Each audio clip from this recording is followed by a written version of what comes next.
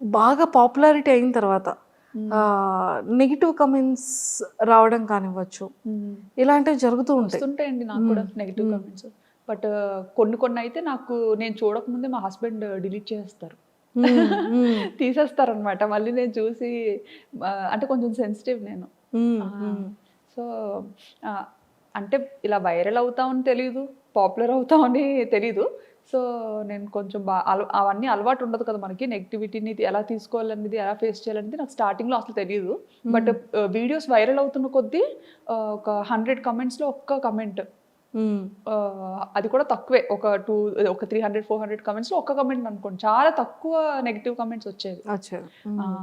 హ్మ్. అది నేను ఫస్ట్‌లో ఏంటంటే ఆ కమెంట్ ఇప్పటికి కమెంట్స్ చదువుతాను. హ్మ్. హ్మ్. ఖచ్చితంగా సబ్‌స్క్రైబర్స్ పెట్టిన కమెంట్స్ చాలా చదువుతా అనమాట. ఎందుకంటే హ్మ్. బాగా దగ్గరైపోయారు సబ్‌స్క్రైబర్స్ అంటే ఇంకేంటంటే సబ్‌స్క్రైబర్స్ అంటే ఇంక మన చుట్టాలు, మన ఇంట్లో వాళ్ళు, మన పక్కింటోళ్ళు అలానే ఉంటది. నన్ను కూడా ఆళ్ళు అలాగే తీసుకుంటారనమాట. తీసుకుంటారు. అలాగే తీసుకుంటున్నారు. నిజంగా ఇదంతా చూస్తే అనిపిస్తది ఏంటంటే చాలు ఈ జన్మకి